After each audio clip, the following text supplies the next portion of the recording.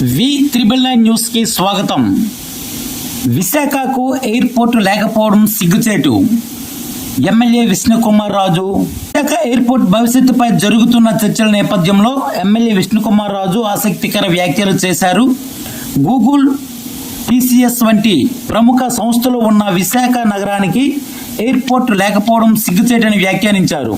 ప్రస్తుతం ఉన్న విశాఖ ఎయిర్పోర్ట్ను పక్కన పెట్టి కేవలం భోగాపురం ఎయిర్పోర్టు పైనే ఆధారపడతామనడం సరైన నిర్ణయం కాదన్నారు.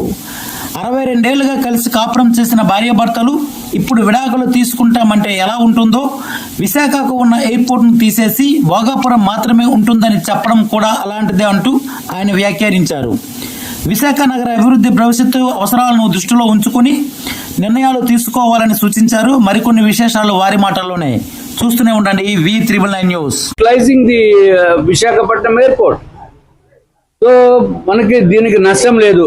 10 years moratorium, you amend it for 11 years and operate here this for another 1 year, at least partly. International flights you operate from Bhogapuram. But ఉన్న ఫెసిలిటీస్ ని మనకి ఎక్కడో బ్రహ్మాండంగా ఉండాలి, ఎంతో అత్యంత అద్భుతమైన, ఎవరికి కావాలి అత్యంత అద్భుతమైన, you want to have a granite tiling and that's different issue. మనకు కావాల్సింది సేఫ్ జర్నీ కావాలి, తొందరగా వెళ్ళటానికి. ఇప్పుడు విజయవాడ వెళ్ళాలంటే మనం ఇక్కడ ½ an hour ముందు బయలుదేరితే ఎయిర్పోర్ట్కి చేరుతాం. ఇప్పుడు 2 hours ముందే బయలుదేరితేనే చేరుతామో లేదో కూడా తెలియదు. మీకు ఇక్కడ హనుమంతవాక జంక్షన్లోనే I was standard for 45 minutes, you will not believe. So that is the situation. Subsequently it may improve, that's a different issue.